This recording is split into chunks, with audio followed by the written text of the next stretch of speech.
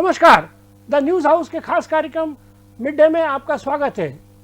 आज हम शहर की ओर पुनः लौटते प्रवासी मजदूरों की बात करेंगे। मध्य प्रदेश के दूर दराज के गांव से मजदूर वापस लौट रहे हैं। महानगरों की ओर जा रही रेल भरी हुई हैं। देश में के अन्य भागों से भी ऐसी खबरें आ रही हैं। भारत में मार्च में लॉकडाउन की घोषणा हो गई थी। ऐसे में सबसे ज़्यादा प्रवासी मजदूर प्रभावित हुए थे।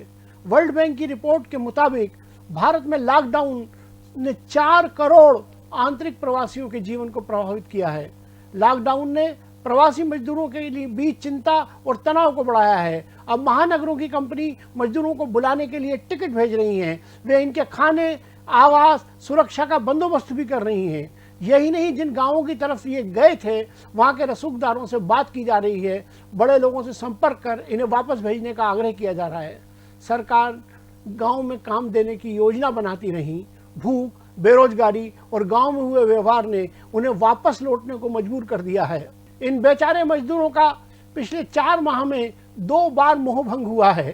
पहले वे मुसीबत देखकर शहरों से गांवों को भागे। गांवों में उनके साथ बहुत बुरा व्यवहार किया गया। मानवता को हिला देने वाली तस्वीरें सामने आई। किसी को क्वारंटाइन का 14 दिन का समय काटने के लिए पेड़ का सहारा लेना पड़ा, तो कोई माँ को अपने दुधमुहे बच्चे के साथ गांव से बाहर खेत में ही 14 दिन काटने पड़े। गांव वालों ने गांव के बाहर बाड़ लगा दी, जिससे बाहर से आने वाले, चाहे अपने गांव के ही क्यों ना हो, अंदर ना घुस सकें। बहुत से लोगों को 14 दिन क्वारंटाइन के लिए स्कूलों में ठहराया गया, जहां पर कई स्थानों पर रहने, खाने, यहां तक पानी की व्यवस्था नहीं थी। बहुत से गांवों में तो स्कूल भी नहीं थे। गांवों में मजदूरों की पूछ परख इसलिए भी नहीं हुई कि पहले जब वे वार त्योहार, छुट्टियों में गांव आते थे, तब वे घर के सब लोगों के लिए छोटे छोटे उपहार लेकर जाते थे। जेब में थोड़ा बहुत पैसा भी होता था। फिर घर वालों को भी ये पता होता था कि वे थोड़े दिनों के लिए ही आए हैं, जल्दी ही वापस चले जाएंगे।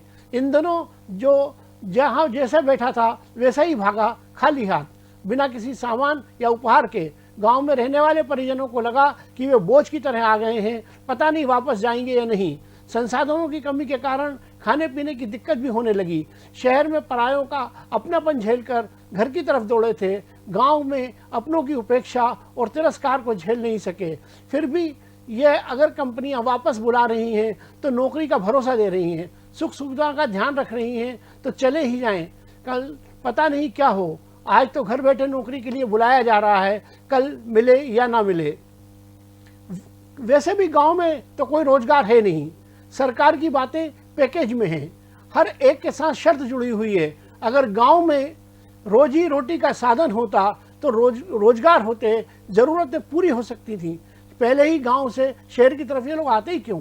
गांव में तो अब भी ज़्यादा से ज़्यादा मनरेगा का काम है, वो भी हमेशा के लिए नहीं मिलता, सबको नहीं मिलता। बच्चों की पढ़ाई लिखाई की भी कोई उचित व्यवस्था नहीं है। श्रम को अपना सब कुछ मानने वाले मजदूर जहां भी रुके, उन स्थानों की उन्होंने तस्वीर ही बदल दी। एक स्कूल में जहां वर्षों से रंग रोगन नहीं हुआ था, उन्होंने इसे अपने हाथों से चमका दिया।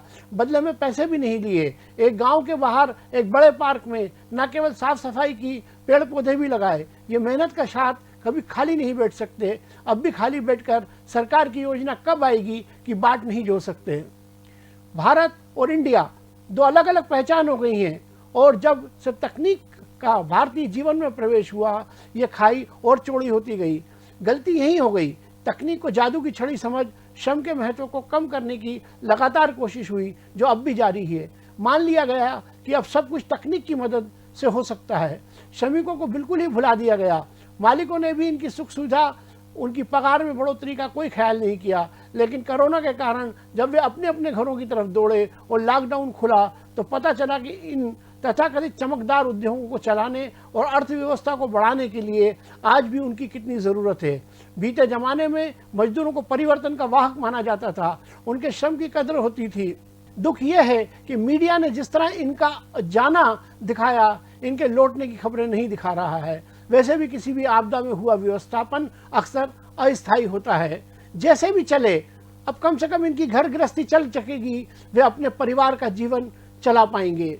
आज के मिड डे में बस इतना ही। कल फिर किसी नए विषय के साथ मिड डे में मिलेंगे। तब तक के लिए बने रहिए द न्यूज़ हाउस के समाचार के साथ। नमस्कार।